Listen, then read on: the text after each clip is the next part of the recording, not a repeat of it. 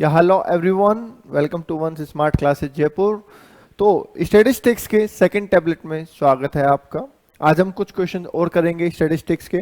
I hope आपको first tablet से बड़ा फायदा मिला होगा। तो आइए शुरू करते हैं। Question number 1, the mean height of 8 student is 152 centimetres. Two more students of the height of 143 and the 156 has joined the group. New mean height is equals to। मतलब क्या है? मतलब सर ये समझिए, इस तरीके के क्वेश्चन एग्जाम में आ सकते हैं क्योंकि इसमें कई टाइप के क्वेश्चन बनते हैं। मीन पे बहुत क्वेश्चन बन सकते हैं। आपको कोई पर्टिकुलर मीन दे दिया, अब उसमें कुछ वैल्यू ऐड करवा देंगे, कुछ वैल्यू लेस करवा देंगे या कुछ वैल्यू चेंज करवा देंगे, ठीक है, जिसको हम करेक्टेड मीन भी बोलते हैं। तो आपको बस ये समझना है कि मैं जब मीन कैलकुलेट करूंगा तो इफेक्ट कहां कहां पे आएगा। अगर आपने वो समझ लिया तो डेफिनेटली क्वेश्चन आपका इजी हो जाएगा। कैसे? देखिए, आपको मीन दे रखा था। फिलहाल आपको इन्फॉर्मेशन क्या क्या दे रखी है वो आप सबसे पहले लिखिए कि सर सबसे पहले आपको मीन दे रखा है विच इज 152, ठीक है। दूसरा आपको एन दे रखा है जो कि 8 है, ठीक है, ओके। मीन जब हम कैलकुलेट करते हैं तो हमारा फॉर्मूला क्या होता है? अब आप फॉर्मूला लिखिए, समेशन एक्स अपॉन एन। तो इस फॉर्मूले में मेरे पास 152 है, समेशन एक्स मुझे पता नहीं, और ये 8 है। जैसे ही मैं इसको सोल्व करूंगा क्या मेरे पास समेशन एक्स निकल के आ जाएगा? यस। तो कर दीजिए 152 मल्टीप्लाई बाय 8, तो ये आ गया 1216, ठीक है। तो 1216 आ गया मेरे पास। अब सर तीनों चीजें मेरे पास है, एक्स बार भी है, एन भी है और समेशन एक्स भी है, तीनों चीजें मेरे पास है, ठीक है। तो यहां तक तो हमने जानकारी ले ली। अब आगे क्या बोल रहा है वो सुनिए। आगे सर ये कह रहा है कि हमने 2 नए स्टूडेंट ऐड करे। अब सोचो, अगर मैं 2 और स्टूडेंट लेके आता हूं एडिशनली, ध्यान रहे एग्जिस्टिंग को चेंज नहीं कर रहा, 2 नए स्टूडेंट लेके आ रहा हूं, तो जो पहले 8 स्टूडेंट थे क्या अब उनमें 2 स्टूडेंट और जुड़ गए? बिल्कुल 2 और जुड़ गए। अब जो 2 नए स्टूडेंट आएंगे तो उनकी भी अपनी हाइट है, तो क्या वो हाइट भी हमारी एड ऑन होगी? बिल्कुल होगी। किस में? टोटल हाइट में, क्योंकि हाइट का फॉर्मूला, मीन का फॉर्मूला क्या है? Total value upon number of observation. तो सर टोटल वैल्यू जो है 1216, 1216, ये तो 8 स्टूडेंट की हाइट है ना। पर हमें चाहिए सर अब जो 2 नए आए हैं उनकी भी हाइट मिला के चाहिए। तो जो नया स्टूडेंट आया उसकी हाइट है 143 और जो उसके बाद एक और आया उसकी हाइट है 156। तो अगर मैं बात करूं तो क्या अब मेरे पास 10 स्टूडेंट हो गए? बताइए, क्या मेरे पास अब 10 स्टूडेंट हो गए? मतलब 8 पहले थे और 2 नए आ गए, और जो हाइट है वो 1216 में 143 जोड़ दिया और 156 जोड़ दिया, तो हाइट जो है वो 15-15 हो गई, राइट। तो फाइनली अब 2 स्टूडेंट और आने के बाद मेरी जो टोटल हाइट है वो है 1515 और मेरे जो टोटल स्टूडेंट है वो है 10, ठीक है। तो अब मैं नया मीन कैलकुलेट अगर करूं तो कैसे करूंगा? Sir summation x upon n, summation x है 1515 और ये एन है 10, तो आंसर हो जाएगा 151.5। तो देख लीजिए आंसर क्या आ रहा है आपका, सी 151.5, ये हमारा आंसर आ जाएगा। समझ गए बात को? तो इस तरीके से बहुत इजीली आपके लिए चीजें सब समझ में आ जाएगी, पर प्रैक्टिस करनी पड़ेगी, थोड़ा सोचना पड़ेगा, दिमाग दौड़ाना पड़ेगा, राइट, ठीक है। Question number 2, if each item is reduced by 15, arithmetic mean. देखिए, हमने आपको क्लास में बताया था कि 2 चीजें होती हैं सर, एक होता है चेंज इन ओरिजिन, ये ठीक है, ये पहला क्वेश्चन था, ये दूसरा क्वेश्चन है। तो चेंज इन ओरिजिन होता है और एक होता है चेंज इन स्केल। मतलब क्या है? चेंज इन ओरिजिन में हम क्या करते हैं कि अगर हम हर टर्म में एक कॉमन वैल्यू ऐड कर दें या एक कॉमन वैल्यू लेस कर दें, और चेंज इन स्केल का मतलब होता है हम हर वैल्यू को एक कॉमन वैल्यू से मल्टीप्लाई कर दें या एक कॉमन वैल्यू से डिवाइड कर दें, ठीक है। तो ये होता है चेंज इन ओरिजिन और चेंज इन स्केल। अब रूल ये कहता है कि जो मीन है, ठीक है, जो मीन है वो इन चारों से डिपेंडेंट होता है, चारों पे डिपेंडेंट होता है। मतलब अगर हम हर वैल्यू में कुछ कॉमन वैल्यू जोड़ेंगे तो मीन भी अकॉर्डिंगली चेंज होगा, तो मान लीजिए मैं हर वैल्यू में 2 2 जोड़ता हूं तो मीन भी 2 से बढ़ जाएगा, हर वैल्यू में 2 2 घटाता हूं तो मीन भी 2 से घट जाएगा, हर वैल्यू को 2 से मल्टीप्लाई करता हूं तो मीन भी 2 से मल्टीप्लाई हो जाएगा, हर वैल्यू को 2 से डिवाइड करता हूं तो मीन भी 2 से डिवाइड हो जाएगा। तो इन चारों ही चीजों से मीन पे इफेक्ट आता है। तो अब आप बताइए कि अगर हम हर वैल्यू को 15 से कम करें तो मीन पे क्या इफेक्ट आएगा? मीन भी 15 से कम हो जाएगा। तो आंसर हो जाएगा ए कि mean arithmetic mean is reduced by 15। जब हर वैल्यू में से आप 15 कम कर रहे हैं तो मीन में से भी 15 ऑटोमेटिक कम हो जाएंगे। आगे बात समझ में? ठीक है।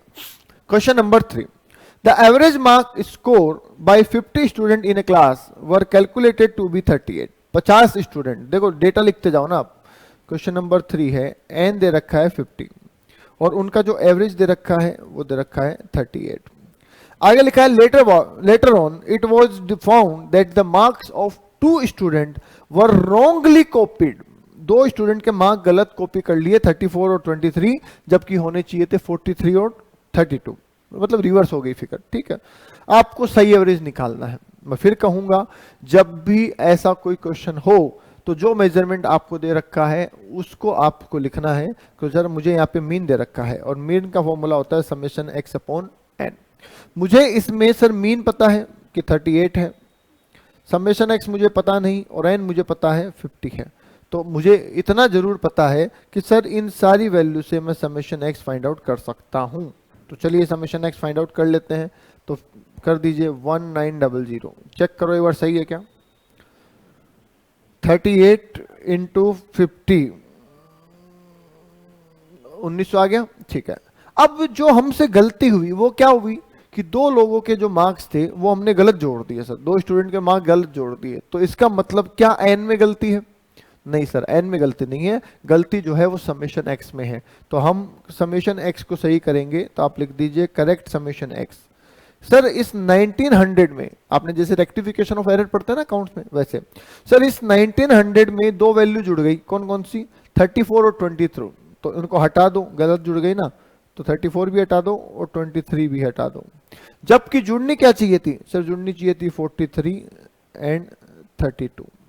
ठीक है, तो ये जो जुड़नी चाहिए थी वो जोड़ दो, जो हटनी चाहिए थी हटा दो। तो 1900 माइनस कर दीजिए आप 34 और माइनस कर दीजिए 23 और इसमें ऐड कर दीजिए 43 और ऐड कर दीजिए 32।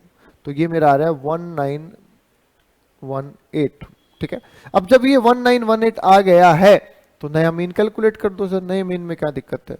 फॉर्मूला होता है mean equals to summation x upon n. तो सर मीन कितना है? 1918। ठीक है, अपॉन एन तो उतना ही है, एन थोड़ी चेंज हुआ है। अरे एन थोड़ी चेंज हुआ है, एन तो उतना ही है ना। तो कर दो 1918 डिवाइड बाय 50। तो ये आ रहा है 38.36। तो देखिए क्या ऑप्शन है क्या हमारे पास? यस, सी ऑप्शन है। तो सी हमारा सही जवाब हो जाएगा। मतलब वैल्यू गलत जुड़ गई ना, तो सुधार लो और सुधार के दोबारा से मीन कैलकुलेट कर दो। इफेक्ट कहाँ आया है ये आपको पता होना चाहिए, राइट? चलिए सर क्वेश्चन नंबर 4 पे बढ़ते हैं। क्वेश्चन नंबर 4 क्या कह रहा है? If a variable assume the value of 1 2 3 4 5 4 नहीं लिखा, मतलब 1 से 5 तक लिखा है। 1 2 3 डैश डैश डैश 5 का मतलब है 1 से 5 तक, और उनकी फ्रीक्वेंसी जो है वो भी 1 से 5 तक है। तो अर्थमेटिक मीन बताइए। तो सर अगर देखा जाए तो ये क्वेश्चन कौन सा हो गया? ये डिस्क्रीट सीरीज का क्वेश्चन हो गया। तो आपको डिस्क्रीट सीरीज के क्वेश्चन में क्या दे रखा है सर?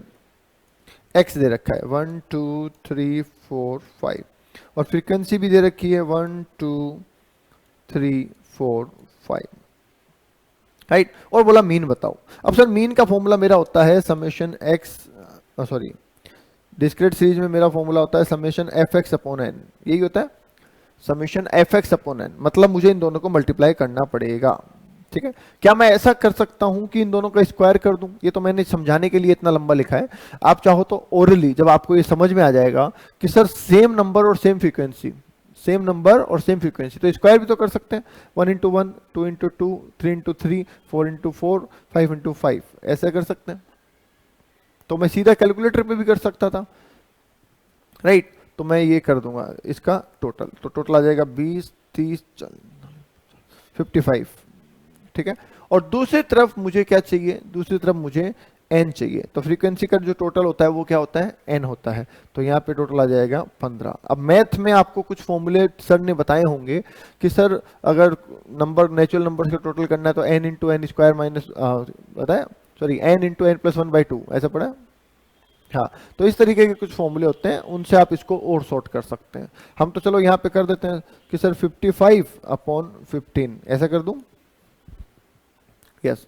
तो इसको हम अगर क्रॉस करेंगे 5 से तो यह आ जाएगा 11 और यह आ जाएगा 3। तो आंसर हो जाएगा 11/3, या फिर वैसे कैलकुलेट कर दो 3.66 ऐसा कुछ आएगा शायद। ठीक है, तो आंसर हमें दे रखा है सीधा 11.3, तो बस ये हमारा आंसर हो गया। अब वो आपके ऊपर डिपेंड करता है, अगर आपको लगता है कि मुझे ये लॉन्ग प्रोसेस से करना है तो लॉन्ग प्रोसेस से कर लो, आपको लगता है कि मुझे कोई शॉर्टकट और पता है तो उससे कर लो। ठीक है, तो मैथ और स्टेट्स का कॉम्बिनेशन बेसिकली यहाँ पे आ जाता है। ठीक है, नेक्स्ट आगे बढ़ते हैं सर क्वेश्चन नंबर 5 पे। क्वेश्चन नंबर 5 क्या कह रहा है, देखो क्वेश्चन नंबर 5 में एक यूनिक बात है, वो मैं आपको बता दूं, उसको ध्यान से सुन लेना कि सर जो क्वेश्चन नंबर 5 है ना, ऐसा सेम क्वेश्चन डिट्टो ऐसा का ऐसा क्वेश्चन डिस्पर्सन में भी आ सकता है। मतलब क्या होगा कि यहां पे अगर मुझे ये कह दे, ठीक है, अगर यही क्वेश्चन सेम डिस्पर्सन में आए तो इसका आंसर अलग होगा, और यही क्वेश्चन सेंट्रल टेंडेंसी में आए तो इसका आंसर अलग होगा। क्यों अलग होगा, अभी मैंने आपको बताया कि जो मीन होता है वो चेंज इन ओरिजिन और चेंज इन स्केल दोनों से इफेक्ट होता है। ठीक है, अब यहां पे हमें बोला कि सर अगर x 30 है तो y बताओ, तो ये रही equation y equals to 5x minus 20, इसी में मैं रख दूं तो काम हो जाएगा मेरा, बताओ भाई। यहां पे तो ऐसा कुछ बोला ही नहीं, पर इसका मतलब क्या है कि ये x बार है और हमसे y बार पूछा है। ठीक है, x बार 30 है और हमसे y बार पूछा है, ये आई थिंक मिस प्रिंट हो गया है, ये x नहीं है, ये x बार दे रखा है, x बार 30 है, y बार बताओ। ठीक है, अगर ऐसा होता कि यहाँ पे x बार बोला और y बार पूछा है, तो बेटा जहां पे x लिखा है ना, ये मान लो वो x बार ही है, और जहां पे y लिखा है मान लो वो y बार ही है। तो उस तरीके से आपको कैलकुलेट कर देना है। मान लीजिए यहाँ पे बोला होता स्टैंडर्ड डेविएशन ऑफ x 30 है, तो स्टैंडर्ड डेविएशन ऑफ y बताओ, तो भी हम ये मान लेते हैं जो x लिखा है वो स्टैंडर्ड डेविएशन ऑफ x है, जो y लिखा है वो स्टैंडर्ड डेविएशन ऑफ y है, और उसके हिसाब से सोल्व कर लेते। तो सर फिर तो आंसर सेम होता, नहीं आंसर सेम नहीं होता। अगर ये क्वेश्चन चेंज स्टैंडर्ड डेविएशन का होता तो ये जो -20 है ना, मैं इसको कंसीडर नहीं करता, क्योंकि अभी थोड़ी देर पहले हमने बताया था कि मीन जो होता है वो प्लस माइनस मल्टीप्लाई और डिवाइड चारों से इफेक्ट होता है, बताया था। अभी देखो यहां पे बताया मैंने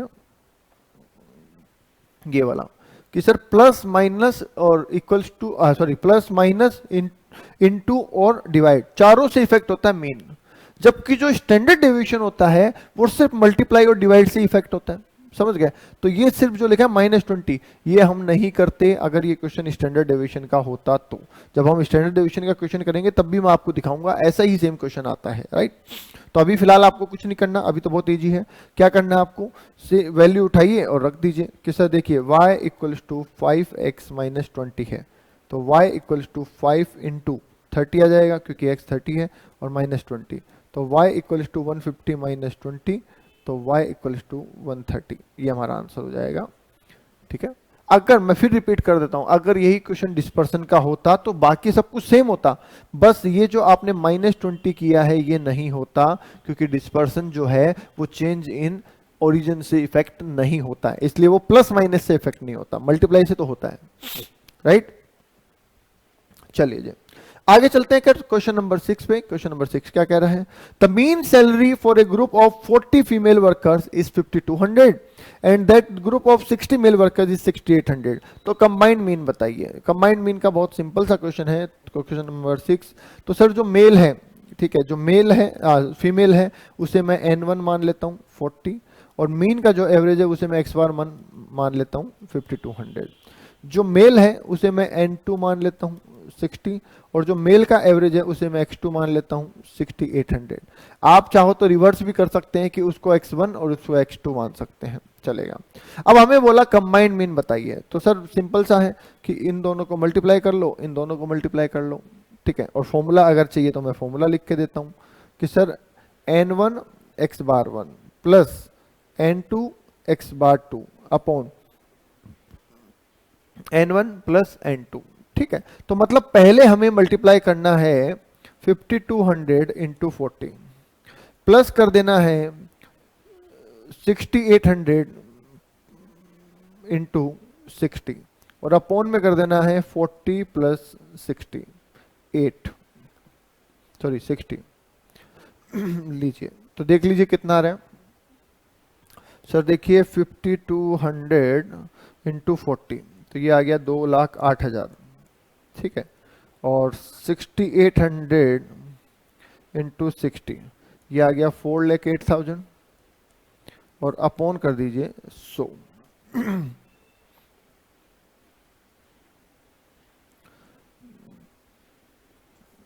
तो ये आंसर आ रहा है 6160। तो देखिए आंसर है क्या 6160 हमारे पास, तो यस 6160 है हमारे पास आंसर सी। तो कंबाइंड मीन में तो करना क्या है, जो दो मीन दे रखे होते हैं उनको नंबर से मल्टीप्लाई करके दोनों की वैल्यू निकाल लो, फिर दोनों वैल्यू को आपस में जोड़ दो, है ना। ये हमने ए की वैल्यू ये निकाली, एक ये निकाली, दोनों वैल्यू को आपस में जोड़ दिया और टोटल नंबर ऑफ आइटम से डिवाइड कर दिया। ठीक है, चलिए नेक्स्ट क्वेश्चन भी सेम ऐसा ही है। ठीक है, क्या बोला है कि सर दो ग्रुप है हमारे पास और उनमें n1, मतलब मैं यही लिख दूं क्या कि सर n1 जो है वो 30 है और दूसरे ग्रुप में 20 लोग हैं। पहले ग्रुप में 30 लोग हैं इसलिए हमने n1 बोल दिया, और दूसरे ग्रुप में 20 लोग हैं इसलिए हमने n2 बोल दिया। Having 50 and 60 as their arithmetic mean, तो जो जिस सीक्वेंस में लिखा ना उसी में लिखना, आप गड़बड़ मत कर देना। अगर आपने सीक्वेंस गड़बड़ किया तो सब कुछ गड़बड़ हो जाएगा। तो सर ये है 50, ये है 60, तो अर्थमेटिक मीन बताइए कंबाइंड वाला, same to same ditto formula जो 6 में लगाया था वही लगेगा। तो क्या कर दीजिए, इन दोनों को मल्टीप्लाई कर दीजिए। ठीक है, अब आप रट्टा मत मार लेना कि सर देखो वहां पे ऊपर नीचे वाले को मल्टीप्लाई किया था, यहाँ पे आप आमने सामने वाले को मल्टीप्लाई कर रहे हो। अरे क्वेश्चन में लैंग्वेज कैसे भी लिखी हुई आ सकती है, आपको नंबर ऑफ आइटम को मीन से मल्टीप्लाई करना है। तो जब हमने इनको मल्टीप्लाई किया तो सर ये आ गया 1500, और जब हमने इनको मल्टीप्लाई किया तो ये आ गया 1200, तो टोटल हो गया 2700, और नंबर का टोटल कितना है 50। तो अब अपॉन कर दीजिए आप सर 2700 अपॉन 50, तो आंसर आ जाएगा 54। ठीक है, summation x sorry combined mean 2700 upon 50, तो आंसर इज 54। ठीक है, तो सी आंसर हो गया आपका 54। ओके, चलिए नेक्स्ट क्वेश्चन पे आ जाइए। हाँ, ये देखो थ्योरेटिकल क्वेश्चन है, बेसिकली है सेंट्रल टेंडेंसी के, पर थ्योरेटिकल क्वेश्चन है और ऐसे क्वेश्चन आने के चांस बहुत ज्यादा होते हैं। ठीक है, तो सुनिए। अच्छा, नंबर स्कोरिंग बहुत है ये। ठीक है सर, कौन सा अर्थमेटिक मीन, कौन सा ऐसा मीन है जो यूजफुल है in averaging ratio, rates and percentage. Ratio, rate और परसेंटेज में कौन सा मीन यूजफुल है। तो जब मैंने आपको मीन पढ़ाया था तो मैंने आपको बताया था कि sir harmonic mean, arithmetic mean और geometric mean.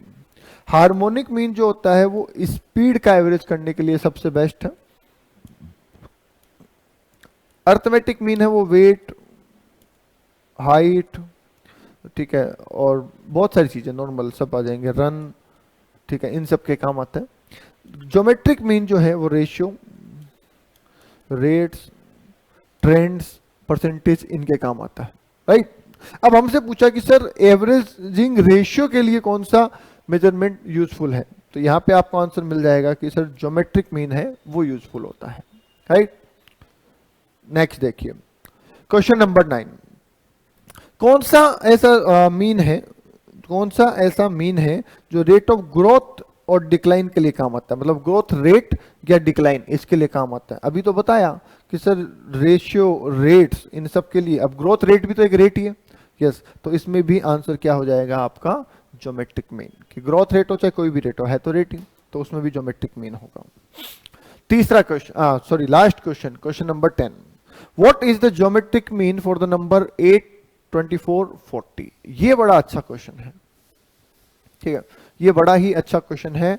Sir geometric mean में कैलकुलेशन कैसे करें। देखिए ज्योमेट्रिक मीन का फॉर्मूला क्या होता है, ज्योमेट्रिक मीन का वैसे तो होता है कि आप लॉग टेबल लेके आइए, जो भी नंबर दे रखे हैं उनके लॉग्स कैलकुलेट कीजिए और आफ्टर दैट उस लॉग को, ठीक है, लॉग कैलकुलेट करने के बाद में उस लॉग को एवरेज कर लीजिए और उसको फिर एंटीलॉग में देखिए। तो इतनी लंबी प्रोसेस होती है। अब सर एग्जाम में तो हमारे पास लॉग नहीं होंगे, हो सकता है कि एग्जाम में तो हमारे पास लॉग्स नहीं होंगे, राइट, लॉग टेबल नहीं होगी, तो क्या करें? तो सर छोटे मोटे जो क्वेश्चंस होते हैं ना उनको हम ऐसे भी सोल्व कर सकते हैं। जैसे मान लीजिए दो वैल्यू का ज्योमेट्रिक मीन निकालना है, तो मैं ऐसे कर सकता हूं कि a एंड b मल्टीप्लाई करके अंडर रूट, तो ये ज्योमेट्रिक मीन आ गया।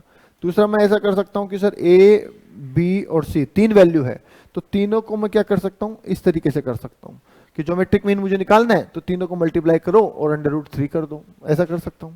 तो हमारे पास जो ये क्वेश्चन है वो वैसा ही है और हमारे पास तीन वैल्यू है और ज्योमेट्रिक मीन पूछा है, तो आप क्या कर देंगे 8 इंटू 24 इंटू 40 रूट 3, ये कर देंगे आप, ठीक है। अब सर इसको सॉर्ट कैसे कर सकते हैं बताओ, इसको कोई सॉर्ट करने का तरीका है? तो पहले तीनों का मल्टीप्लाई करके देख लो।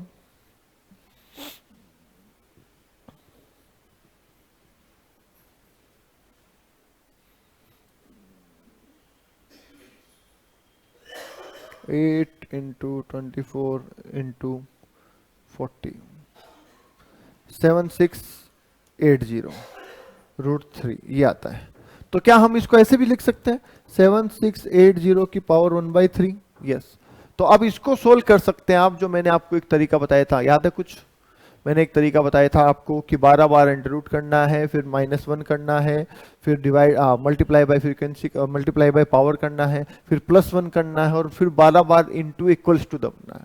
तो इस तरीके से इसको हम सोल्व कर सकते हैं, अदरवाइज ये भी आपका आंसर ठीक है। अब सर हमारे पास तो ऐसा कोई ऑप्शन ही नहीं है, तो ऐसा ऑप्शन नहीं है तो देखिए क्या है, हम क्या कर सकते हैं वो सुनिए। सर इसी चीज को अब ध्यान से सुनिए, ऑल्टरनेटिवली मैं एक बार लिख देता हूं वापस से कि सर 8 इंटू 24 इंटू 40 की पावर 3। सर मैं ऐसा कर सकता हूं क्या कि इसमें 8 कॉमन ले लूं? 8 कॉमन लेने का मतलब क्या हुआ सर कि सर ऐसा लिख दूं मैं 8 तो है ही अपनी जगह, इस 24 को मैं ऐसे लिख दूं 8 इंटू 3, बताना एक बार, 24 को ऐसे लिख दूं 8 इंटू 3 और 40 को 8 इंटू 5 लिख दूं, बताओ ऐसा कर सकता हूं? आराम से देखो कि सर मैं 8 की जगह तो 8 ही लिख रहा हूं, 24 की जगह मैं 8/3 8 इंटू 3 लिख दूं और 40 की जगह मैं 8 इंटू 5 लिख दूं। तो सर ये जो 8 है ये कॉमन हो गया, ये यहाँ पे 8 कॉमन है, यहाँ पे 8 कॉमन है, यहाँ पे 8 कॉमन है, तो मैंने 8 बाहर ले लिया और यहाँ पे मैंने लिखा 3 और 15, ठीक है, ये भी तो लिख सकता हूँ। तो 8 इंटू 15 का अंडर रूट 3 ऐसे भी तो लिख सकता हूँ। यस, तो देखिए हमारा जो ऑप्शन है वो यहाँ पे ये इस तरीके से इन्होंने दिया है कि सी ऑप्शन जो है ये आपका आंसर है। 8 इंटू, ये ऐसा लिखा हुआ है 8 इंटू 15 की 15 रूट 3 ऐसा लिखा हुआ है। तो हमने भी ये किया, हमने 8 को कॉमन ले लिया और जो अंदर बचा, अंदर क्या बचा 3 और 5 बचा, तो 3 और 5 को मल्टीप्लाई कर दिया, तो ये हमारा आंसर हो गया है, राइट। चलिए, तो ये था हमारा टैबलेट नंबर 2। चैनल का लिंक आपको यहाँ पे दे रखा है, व्हाट्सएप का लिंक यहाँ पे दे रखा है। तो आई होप आपको ये सीरीज अच्छी लग रही होगी। आज के लिए इतना ही, फिर मिलेंगे। अपने दोस्तों को भी इसके बारे में जरूर बताएं। आज के लिए इतना ही, थैंक यू।